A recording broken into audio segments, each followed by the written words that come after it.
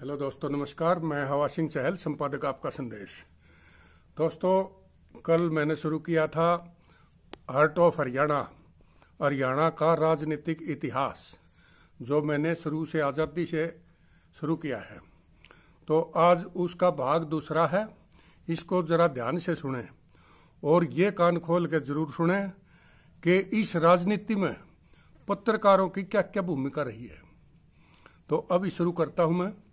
सन 1957 के चुनाव में सरदार प्रताप सिंह कैरो के नेतृत्व में पंजाब प्रदेश कांग्रेस पार्टी बहुमत में आ गई।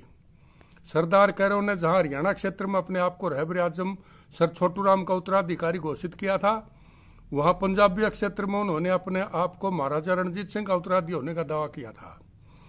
सरदार कैरो ने पुण्य पंजाब के मुख्यमंत्री के रूप में शपथ ग्रहण की। उन्होंने अपने नए मंत्रिमंडल में पेप्सू वालों की ओर से पेप्सू के भूतपूर्व मुख्यमंत्री सरदार ज्ञान सिंह रोडेवाला को लिया, अकालियों की ओर से ज्ञानी करतार सिंह को लिया, मुत्तहदा फ्रंट के तथाकथित नेता चौधरी सूरजमल खांडेवाले जो पूर्व मंत्री जसवंत सिंह के पिताजी थे उनको लिया, जो हिसार से थे। पंडित श्री राम शर्मा, चौधरी श्रीचंद मुंह ताकते रह गए। चौधरी चांदराम कम्युनिस्ट पार्टी के प्रत्याशी फुल सिंह कटारिया से चुनाव हार गए थे। कैरो ने जिन्हें चाहा मंत्रिमंडल में लिया, जिन्हें चाहा बाहर छोड़ दिया। उस समय प्रताप सिंह कैरो इतने शक्तिशाली मुख्यमंत्री बन गए कि केंद्र सरकार के उनके कार्यकलापों में हस्तक्षेप करने की आवश्यकता नहीं रही। लेकिन उनकी अजय शक्ति के साथ एक और शक्ति टकराने को बेताब हो गई। अब ये सुनने वाली बात आएंगी। पाकिस्तान से उखड़कर आए हिंदुओं ने जल्दी ही अपने आप को सामाजिक, राजनीतिक, आर्थिक और व्यापारिक ढंग से सुदृढ़ कर लिया था। ये लोग अधिकतर पंजाब, हिमाचल प्रदेश और दिल्ली में आबाद हुए थे। उत्तरी भारत में पंजाबियों के नाम से जल्दी ही इन्होंने अपनी एक पहचान बना ली थी। लाहौर से छपने वाले दैनिक समाचार पत्रों में प्रमुख थे दैनिक उर्दू प्रताप, दैनिक उर्दू मिलाप, दैनिक उर्दू हिंद समाचार, दैनिक हिंदी वीर अर्जुन, दैनिक हिंदी वीर प्रताप और दैनिक अंग्रेजी द ट्रिब्यून। पाकिस्तान बनने के बाद ये सब जालंधर, अम्बाड़ा और दिल्ली से छपने लगे थे। प्रताप मिलाप और वीर अर्जुन जालंधर और दिल्ली से दोनों जगह से छपने लगे।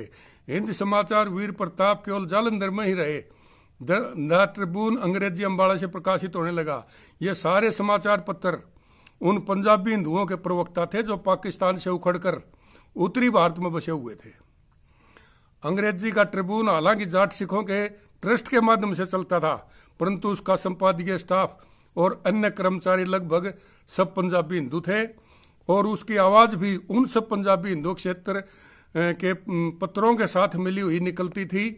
जिस प्रकार लाहौर में ये सब सर छोटूराम के पीछे पड़े हुए थे, उनके शासन को जंगलराज कहते थे, उनके मंत्रियों को जाहिल, देहाती, उजड़कर या उजड़ कहकर पुकारते थे, छोटूराम को छोटू खां लिखते थे, उन द्वारा बनाए हुए कानूनों को काले कानून कहकर बदनाम करते थे।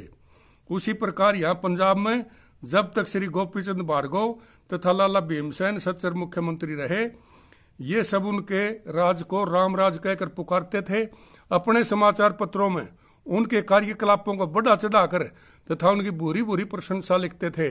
परंतु जब से पंजाब में सरदार प्रताप सिंह कैरो मुख्यमंत्री बने, इनका रुख बदल गया। हालांकि प्रताप सिंह कैरो ने अपने आप को सर छोटूराम और महाराजा रणजीत सिंह का उत्तराधिकारी राजनीतिक चलाके के आधार पर घोषित किया था, वैसे उनमें ऐसा कुछ था नहीं। उनकी नीतियां तो दिल्ली से बनती थी, जहां उच्च वर्ग के सामंती लोगों का शासन था, परंतु चूंकि सरदार कैरो जाट था, इन समाचार पत्रों ने उन्हें कांग्रेसी न मानकर केवल जाट ही माना और पड़ गए हाथ धोकर उनके पीछे। उक्त सभी पत्रों में प्रतिदिन प्रताप सिंह कैरो के विरुद्ध संपादकीय लिखे जाने लगे, कॉलम के कॉलम भरे जाने लगे और एक तूफान खड़ा कर दिया। दैनिक उर्दू प्रताप, हिंदी वीर अर्जुन जो दिल्ली से निकलते थे, उनका संपादन करते थे श्री के नरेंद्र, और दैनिक उर्दू प्रताप और हिंदी वीर प्रताप जो जालंधर से निकलते थे, उनका संपादन करते थे श्री वीरेंद्र। उर्दू मिलाप जो जालंधर से निकलता था, उसका संपादन करते थे श्री यश, और जो मिलाप का संस्करण दिल्ली से छपता था, उसका संपादन करते थे रणबीर। महाशय कृष्ण प्रताप समूह के मालिक तथा वीरेंद्र और नरेंद्र के पिता थे। इसी प्रकार मिलाप समूह के मालिक श्री खुशहाल चंद खुरसंद महात्मानंद स्वामी और श्री रणबीर उनके यश उनके पुत्र थे।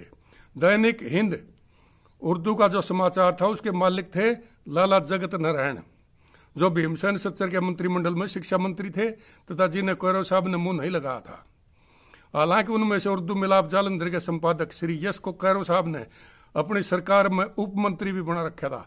यह सब आर्य समाजी पृष्ठभूमि के लोग थे। सन 1905 से लेकर सन 1957-58 तक महाशय कृष्णा और उनके पुत्र वीरेंद्र का आर्य प्रतिनिधि सभा पंजाब पर एकाधिकार रहा था। आर्य प्रतिनिधि सभा पंजाब का प्रधान पद या मंत्री पद उनके या उनके बेटे के पास रहता था। लाहौर के बाद उस प्रतिनिधि सभा कार्यालय जालंधर हो गया था। एक प्रकार से उत्तरी भारत की पूरी आर्य समाजों पर इनका कब्जा था। जहां तक श्री खुशहाल चंद खुरसंद महात्मा आनंद स्वामी का संबंध था, वे आर्य प्रादेशिक सभा के पदाधिकारी या मालिक थे।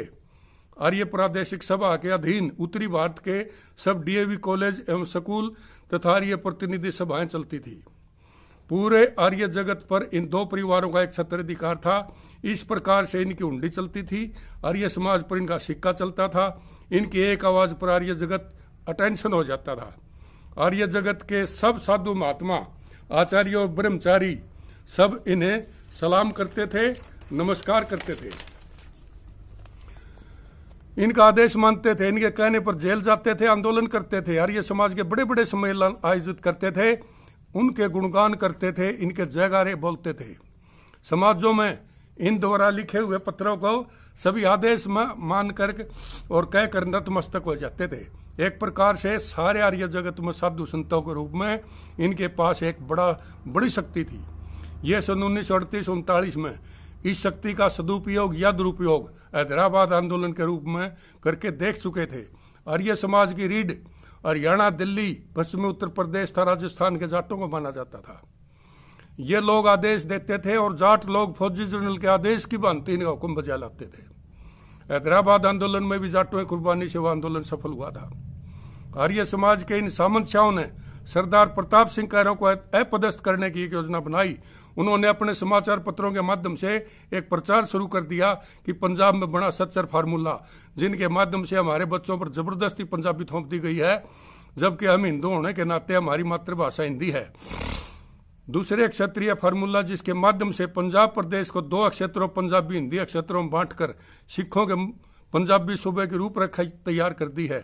यदि पंजाब का बंटवारा हो गया तो पंजाब और हरियाणा में उन पंजाबी हिंदुओं का जीना दूभर हो जाएगा जो पाकिस्तान से उजड़कर यहाँ बसे थे, क्योंकि पंजाब और हरियाणा प्रत्यक्ष रूप से न सही लेकिन परोक्ष रूप में दोनों प्रदेश जट्टाशाही के दायरे में आ जाएंगे और जाटशाही से वो कतराते थे।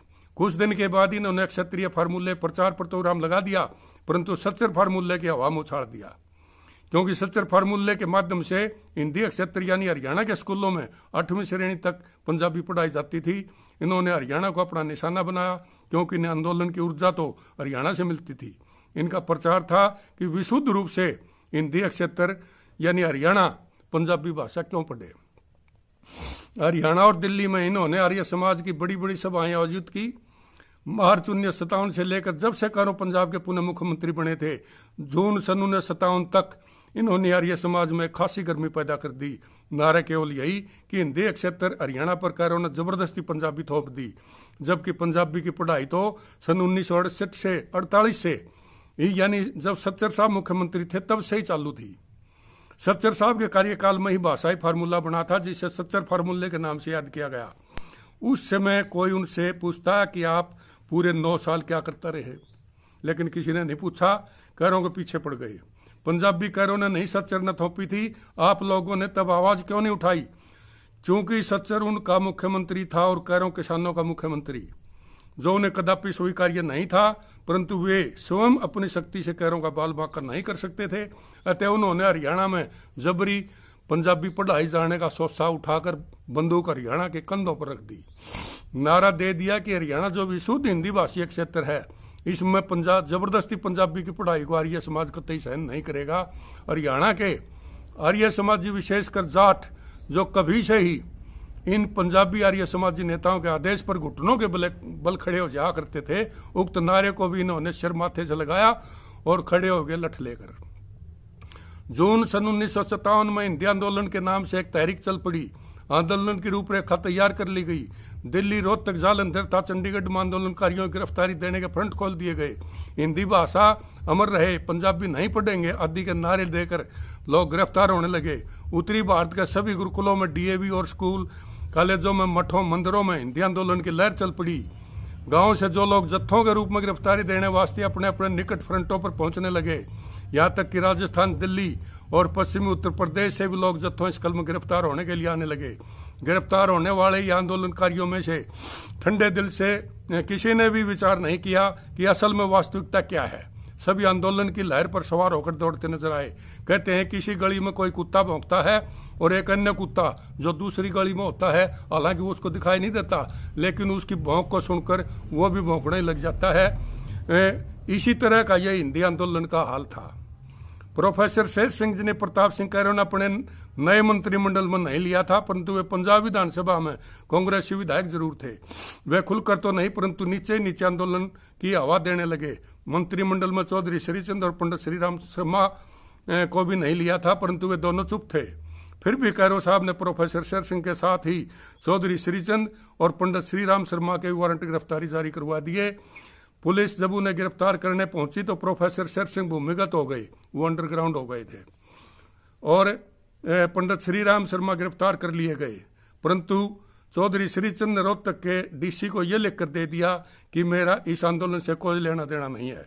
यदि शर्मा जी भी ऐसा ही करते तो शायद बच जाते, परंतु वे गुस्से में जेल में चले गए।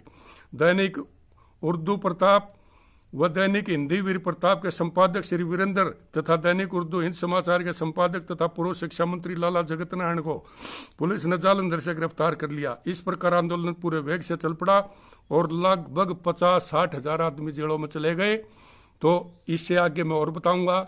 ये जाट ज्योति से साबार है, और ये मैं इसलिए बता रहा हूं कि पत्रकारों की राजनीति में अहम भूमिका होती है। आप इसको हल्के में मत लिया करो। आज जो हरियाणा के हालात हैं, सेम यही हालात उस टाइम थे जब सरदार प्रताप सिंह कैरो को मुख्यमंत्री न मानकर, एक नेता न मानकर केवल जाट माना था, और सारे अखबारों ने जहर उगलना शुरू कर दिया था। कमोबेश स्थिति यही लगभग आज भी है, क्योंकि इतनी जागृति किसान कौम में नहीं है। 2-3 सारी पत्रिकाएं यहाँ से निकलती हैं जाटों की, और एक इक्का दुक्का अखबार चलते हैं, वो भी हमें पता हम किस ढंग से उनको चला रहे हैं, कोई सहायता कहीं से नहीं मिलती है। तो मैं आपको ये जानना जरूर कोशिश करूंगा कि इन चीज़ों का ध्यान रखें। ये राजनीतिक फार्मूले जो पुराने हैं इनसे सबक लें, और बाकी सारी बातें मैं आपको अगले अंक में पूरी तरह से बताऊंगा। उसमें चौधरी देवीलाल की भी राजनीति शुरू होती है। अभी तक तो ये पीछे का ड्रामा था, ये आपने सुन लिया। इसको लाइक करें और ज़्यादा से ज़्यादा सब्सक्राइब करो, ताकि मैं आपको पूरे हालात से अवगत करवा सकूँ, और सारे अपने जितने भी मेरे दिमाग में ये उपज भरी है सारी की सारी आपसे शेयर कर सकूँ। इसको ज़्यादा से ज़्यादा फैलाओ, शेयर करो, अच्छा लगे तो लाइक करो। अगले अंक में मैं सारी और खुल के बताऊंगा, जिसमें चौधरी देवीलाल की राजनीति, प्रताप सिंह कैरो की टक्कर और हरियाणा का जन्म कैसे हुआ, ये सब बातें अगले अंक में बताऊंगा। नमस्कार, जय हिंद। हेलो दोस्तों, नमस्कार। मैं हवा सिंह चहल, संपादक आपका संदेश।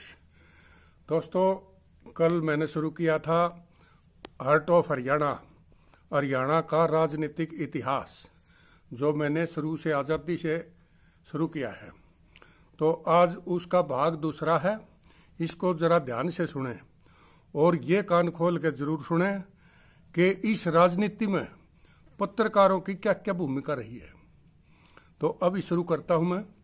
सन 1957 के चुनाव में सरदार प्रताप सिंह कैरो के नेतृत्व में पंजाब प्रदेश कांग्रेस पार्टी बहुमत में आ गई। सरदार कैरो ने जहां हरियाणा क्षेत्र में अपने आप को रहबर आजम सर छोटूराम का उत्तराधिकारी घोषित किया था, वहां पंजाबी क्षेत्र में उन्होंने अपने आप को महाराजा रणजीत सिंह का उत्तराधिकारी होने का दावा किया था। सरदार कैरो ने पुण्य पंजाब के मुख्यमंत्री के रूप में शपथ ग्रहण की।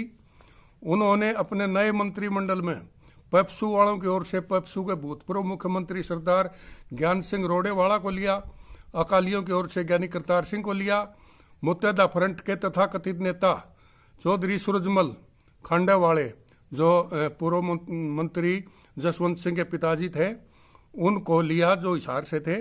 पंडित श्रीराम शर्मा, चौधरी श्रीचंद मुंह ताकते रह गए। चौधरी चांदराम कम्युनिस्ट पार्टी के प्रत्याशी फुलसिंह कटारिया से चुनाव हार गए थे। कैरों ने जिन्हें चाह मंत्रिमंडल में लिया, जिन्हें चाह बाहर छोड़ दिया। उस समय प्रताप सिंह कैरों इतने शक्तिशाली मुख्यमंत्री बन गए कि केंद्र सरकार के उनके कार्यकलापों में हस्तक्षेप करने की आवश्यकता नहीं रही। लेकिन उनकी अजय शक्ति के साथ एक और शक्ति टकराने को बेताब हो गई। अब ये सुनने वाली बात आएगी। पाकिस्तान से उखड़कर आए हिंदुओं ने जल्दी ही अपने आप को सामाजिक, राजनीतिक, आर्थिक और व्यापारिक ढंग से सुदृढ़ कर लिया था। ये लोग अधिकतर पंजाब, हिमाचल प्रदेश और दिल्ली में आबाद हुए थे। उत्तरी भारत में पंजाबियों के नाम से जल्दी ही इन्होंने अपनी एक पहचान बना ली थी। लाहौर से छपने वाले दैनिक समाचार पत्रों में प्रमुख थे दैनिक उर्दू प्रताप, दैनिक उर्दू मिलाप, दैनिक उर्दू हिंद समाचार, दैनिक हिंदी वीर अर्जुन, दैनिक हिंदी वीर प्रताप और दैनिक अंग्रेजी द ट्रिब्यून। पाकिस्तान बनने के बाद ये सब जालंधर, अम्बाड़ा और दिल्ली से छपने लगे थे। प्रताप, मिलाप और वीर अर्जुन जालंधर और दिल्ली से दोनों जगह से छपने लगे। हिंद समाचार वीर प्रताप केवल जालंधर में ही रहे। द ट्रिब्यून अंग्रेजी अम्बाड़ा से प्रकाशित होने लगा। ये सारे समाचार पत्र उन पंजाबी हिंदुओं के प्रवक्ता थे जो पाकिस्तान से उखड़कर उत्तरी भारत में बसे हुए थे। अंग्रेजी का ट्रिब्यून हालांकि जाट सिखों के ट्रस्ट के माध्यम से चलता था, परंतु उसका संपादकीय स्टाफ और अन्य कर्मचारी लगभग सब पंजाबी हिंदू थे और उसकी आवाज भी उन सब पंजाबी हिंदू क्षेत्र के पत्रों के साथ मिली हुई निकलती थी। जिस प्रकार लाहौर में ये सब सर छोटूराम के पीछे पड़े हुए थे, उनके शासन को जंगलराज कहते थे, उनके मंत्रियों को जाहिल, देहाती, उजड़कर या उजड़ कहकर पुकारते थे, छोटूराम को छोटू खां लिखते थे, उन द्वारा बनाए हुए कानूनों को काले कानून कहकर बदनाम करते थे। उसी प्रकार यहाँ पंजाब में जब तक श्री गोपीचंद भार्गव तथा लाला भीमसेन सच्चर मुख्यमंत्री रहे, ये सब उनके राज को रामराज कहकर पुकारते थे। अपने समाचार पत्रों में उनके कार्यकलापों को बढ़ा चढ़ाकर तथा उनकी बुरी बुरी प्रशंसा लिखते थे। परंतु जब से पंजाब में सरदार प्रताप सिंह कैरों मुख्यमंत्री बने, इनका रुख बदल गया। हालांकि प्रताप सिंह कैरों ने अपने आप को सर छोटूराम और महाराजा रणजीत सिंह का उत्तराधिकारी राजनीतिक चलाके के आधार पर घोषित किया था, वैसे उनमें ऐसा कुछ था नहीं। उनकी नीतियां तो दिल्ली से बनती थी, जहां उच्च वर्ग के सामंती लोगों का शासन था, परंतु चूंकि सरदार कैरों जाट था, इन समाचार पत्रों ने उन्हें कांग्रेसी न मानकर केवल जाट ही माना और पड़ गए हाथ धोकर उनके पीछे। उक्त सभी पत्रों में प्रतिदिन प्रताप सिंह कैरों के विरुद्ध संपादकीय लिखे जाने लगे, कॉलम के कॉलम भरे जाने लगे और एक तूफान खड़ा कर दिया। दैनिक उर्दू प्रताप, हिंदी वीर अर्जुन जो दिल्ली से निकलते थे, उनका संपादन करते थे श्री के नरेंद्र, और दैनिक उर्दू प्रताप और हिंदी वीर प्रताप जो जालंधर से निकलते थे, उनका संपादन करते थे श्री वीरेंद्र। उर्दू मिलाप जो जालंधर से निकलता था, उसका संपादन करते थे श्री यश, और जो मिलाप का संस्करण दिल्ली से छपता था, उसका संपादन करते थे रणबीर। महाशय कृष्ण प्रताप समूह के मालिक तथा वीरेंद्र और नरेंद्र के पिता थे। इसी प्रकार मिलाप समूह के मालिक श्री खुशहाल चंद खुरसंद महात्मानंद स्वामी और श्री रणबीर उनके यश उनके पुत्र थे। दैनिक हिंद उर्दू का जो समाचार था, उसके मालिक थे लाला जगत नारायण, जो भीमसेन सच्चर के मंत्रिमंडल में शिक्षा मंत्री थे तथा जिन्हें कैरों साहब ने मुंह नहीं लगाया था। हालांकि उनमें से उर्दू मिलाप जालंधर के संपादक श्री यश को कैरों साहब ने अपनी सरकार में उप मंत्री भी बना रखा था। यह सब आर्य समाजी पृष्ठभूमि के लोग थे। सन 1905 से लेकर सन 1957-58 तक महाशय कृष्णा और उनके पुत्र वीरेंद्र का आर्य प्रतिनिधि सभा पंजाब पर एकाधिकार रहा था। आर्य प्रतिनिधि सभा पंजाब का प्रधान पद या मंत्री पद उनके या उनके बेटे के पास रहता था। लाहौर के बाद उस प्रतिनिधि सभा कार्यालय जालंधर हो गया था। एक प्रकार से उत्तरी भारत की पूरी आर्य समाजों पर इनका कब्जा था। जहां तक श्री खुशहाल चंद खुरसंद महात्मानंद स्वामी का संबंध था, वे आर्य प्रादेशिक सभा के पदाधिकारी या मालिक थे। आर्य प्रादेशिक सभा के अधीन उत्तरी भारत के सब डीएवी कॉलेज एवं स्कूल तथा आर्य प्रतिनिधि सभाएं चलती थी। पूरे आर्य जगत पर इन दो परिवारों का एक छत्राधिकार था। इस प्रकार से इनकी हुंडी चलती थी। आर्य समाज पर इनका सिक्का चलता था। इनकी एक आवाज पर आर्य जगत अटेंशन हो जाता था। आर्य जगत के सब साधु महात्मा, आचार्य और ब्रह्मचारी सब इन्हें सलाम करते थे, नमस्कार करते थे। इनका आदेश मानते थे, इनके कहने पर जेल जाते थे, आंदोलन करते थे, आर्य समाज के बड़े बड़े सम्मेलन आयोजित करते थे, उनके गुणगान करते थे, इनके जयगारे बोलते थे। समाजों में इन द्वारा लिखे हुए पत्रों को सभी आदेश मान कर और कहकर नतमस्तक हो जाते थे। एक प्रकार से सारे आर्य जगत में साधु संतों के रूप में इनके पास एक बड़ी शक्ति थी। यह सन 1938-39 में इस शक्ति का सदुपयोग या दुरुपयोग हैदराबाद आंदोलन के रूप में करके देख चुके थे। आर्य समाज की रीढ़ हरियाणा, दिल्ली, पश्चिमी उत्तर प्रदेश तथा राजस्थान के जाटों को माना जाता था। ये लोग आदेश देते थे और जाट लोग फौजी जनरल के आदेश की भांति इनका हुक्म बजा लाते थे। हैदराबाद आंदोलन में भी जाटों की कुर्बानी से वह आंदोलन सफल हुआ था। आर्य समाज के इन सामंतशाहों ने सरदार प्रताप सिंह कैरों को अपदस्थ करने की एक योजना बनाई। उन्होंने अपने समाचार पत्रों के माध्यम से एक प्रचार शुरू कर दिया कि पंजाब में बना सच्चर फार्मूला, जिनके माध्यम से हमारे बच्चों पर जबरदस्ती पंजाबी थोप दी गई है, जबकि हम हिंदू होने के नाते हमारी मातृभाषा हिंदी है।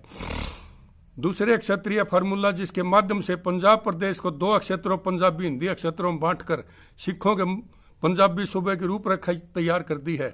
यदि पंजाब का बंटवारा हो गया तो पंजाब और हरियाणा में उन पंजाबी हिंदुओं का जीना दूभर हो जाएगा जो पाकिस्तान से उजड़कर यहाँ बसे थे, क्योंकि पंजाब और हरियाणा प्रत्यक्ष रूप से न सही लेकिन परोक्ष रूप में दोनों प्रदेश जट्टाशाही के दायरे में आ जाएंगे और जाटशाही से वो कतराते थे। कुछ दिन के बाद इन्होंने क्षत्रिय फार्मूले प्रचार प्रोग्राम लगा दिया, परंतु सच्चर फार्मूले की हवा में उछाड़ दिया, क्योंकि सच्चर फार्मूले के माध्यम से हिंदी क्षेत्र यानी हरियाणा के स्कूलों में 8वीं श्रेणी तक पंजाबी पढ़ाई जाती थी। इन्होंने हरियाणा को अपना निशाना बनाया, क्योंकि इन्हें आंदोलन की ऊर्जा तो हरियाणा से मिलती थी। इनका प्रचार था कि विशुद्ध रूप से हिंदी क्षेत्र यानी हरियाणा पंजाबी भाषा क्यों पढ़े। हरियाणा और दिल्ली में इन्होंने आर्य समाज की बड़ी बड़ी सभाएं आयोजित की। मार्च 1957 से लेकर जब से कैरों पंजाब के पुनः मुख्यमंत्री बने थे, जून सन 1957 तक इन्होंने आर्य समाज में खासी गर्मी पैदा कर दी। नारा केवल यही कि हिंदी क्षेत्र हरियाणा पर कैरों ने जबरदस्ती पंजाबी थोप दी, जबकि पंजाबी की पढ़ाई तो सन 1968 से 48 से यानी जब सच्चर साहब मुख्यमंत्री थे तब से ही चालू थी। सच्चर साहब के कार्यकाल में ही भाषाई फार्मूला बना था, जिसे सच्चर फार्मूले के नाम से याद किया गया। उस समय कोई उनसे पूछता कि आप पूरे 9 साल क्या करता रहे, लेकिन किसी ने नहीं पूछा, कैरों के पीछे पड़ गए। पंजाबी कैरों ने नहीं सच्चर न थोपी थी, आप लोगों ने तब आवाज क्यों नहीं उठाई? चूंकि सच्चर उनका मुख्यमंत्री था और कैरों किसानों का मुख्यमंत्री, जो उन्हें कदापि स्वीकार्य नहीं था, परंतु वे स्वयं अपनी शक्ति से कैरों का बाल बांका नहीं कर सकते थे। अतः उन्होंने हरियाणा में जबरी पंजाबी पढ़ाई जाने का सोसा उठाकर बंदूक हरियाणा के कंधों पर रख दी। नारा दे दिया कि हरियाणा जो विशुद्ध हिंदी भाषी क्षेत्र है, इसमें पंजाब जबरदस्ती पंजाबी की पढ़ाई को आर्य समाज कतई सहन नहीं करेगा। हरियाणा के आर्य समाजी विशेषकर जाट, जो कभी से ही इन पंजाबी आर्य समाजी नेताओं के आदेश पर घुटनों के बल खड़े हो जाया करते थे, उक्त नारे को भी इन्होंने सिर माथे से लगाया और खड़े हो गए लठ लेकर। जून सन 1957 में हिंदी आंदोलन के नाम से एक तहरीक चल पड़ी। आंदोलन की रूपरेखा तैयार कर ली गई। दिल्ली, रोहतक, जालंधर तथा चंडीगढ़ में आंदोलनकारियों की गिरफ्तारी देने के फ्रंट खोल दिए गए। हिंदी भाषा अमर रहे, पंजाबी नहीं पढ़ेंगे आदि के नारे देकर लोग गिरफ्तार होने लगे। उत्तरी भारत के सभी गुरुकुलों में, डीएवी और स्कूल कॉलेजों में, मठों, मंदिरों में हिंदी आंदोलन की लहर चल पड़ी। गांव से जो लोग जत्थों के रूप में गिरफ्तारी देने वास्ते अपने अपने निकट फ्रंटों पर पहुंचने लगे, यहाँ तक कि राजस्थान, दिल्ली और पश्चिमी उत्तर प्रदेश से भी लोग जत्थों इस कल में गिरफ्तार होने के लिए आने लगे। गिरफ्तार होने वाले ये आंदोलनकारियों में से ठंडे दिल से किसी ने भी विचार नहीं किया कि असल में वास्तविकता क्या है। सभी आंदोलन की लहर पर सवार होकर दौड़ते नजर आए। कहते हैं किसी गली में कोई कुत्ता भौंकता है और एक अन्य कुत्ता जो दूसरी गली में होता है, हालांकि वो उसको दिखाई नहीं देता, लेकिन उसकी भौंक को सुनकर वो भी भौंकने लग जाता है। इसी तरह का यह हिंदी आंदोलन का हाल था। प्रोफेसर शेर सिंह जी ने प्रताप सिंह कैरों ने अपने नए मंत्रिमंडल में नहीं लिया था, परंतु वे पंजाब विधानसभा में कांग्रेसी विधायक जरूर थे। वे खुलकर तो नहीं, परंतु नीचे नीचे आंदोलन की हवा देने लगे। मंत्रिमंडल में चौधरी श्रीचंद और पंडित श्रीराम शर्मा को भी नहीं लिया था, परंतु वे दोनों चुप थे। फिर भी कैरो साहब ने प्रोफेसर शेर सिंह के साथ ही चौधरी श्रीचंद और पंडित श्रीराम शर्मा के वारंट गिरफ्तारी जारी करवा दिए। पुलिस जब उन्हें गिरफ्तार करने पहुंची तो प्रोफेसर शेर सिंह भूमिगत हो गए, वो अंडरग्राउंड हो गए थे। और पंडित श्रीराम शर्मा गिरफ्तार कर लिए गए, परंतु चौधरी श्रीचंद्र रोहतक के डीसी को यह लिखकर दे दिया कि मेरा इस आंदोलन से कोई लेना देना नहीं है। यदि शर्मा जी भी ऐसा ही करते तो शायद बच जाते, परंतु वे गुस्से में जेल में चले गए। दैनिक उर्दू प्रताप व दैनिक हिंदी वीर प्रताप के संपादक श्री वीरेंद्र तथा दैनिक उर्दू हिंद समाचार के संपादक तथा पूर्व शिक्षा मंत्री लाला जगत नारायण को पुलिस ने जालंधर से गिरफ्तार कर लिया। इस प्रकार आंदोलन पूरे वेग से चल पड़ा और लगभग 50-60 हजार आदमी जेलों में चले गए। तो इससे आगे मैं और बताऊंगा।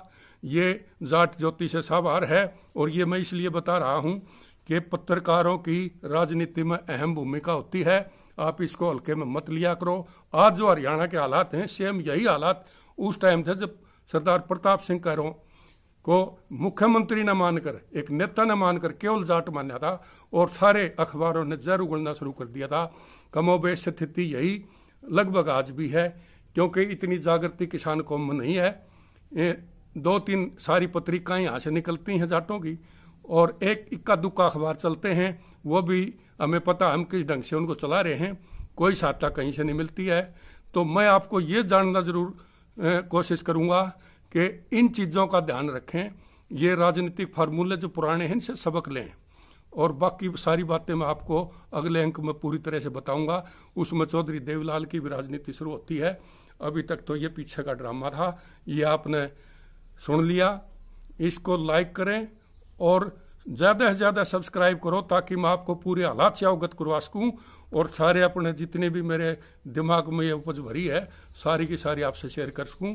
इसको ज़्यादा से ज़्यादा फैलाओ, शेयर करो, अच्छा लगे तो लाइक करो। अगले अंक में मैं सारी और खुल के बताऊंगा, जिसमें चौधरी देवीलाल की राजनीति, प्रताप सिंह कैरों की टक्कर और हरियाणा का जन्म कैसे हुआ, ये सब बातें अगले अंक में बताऊंगा। नमस्कार।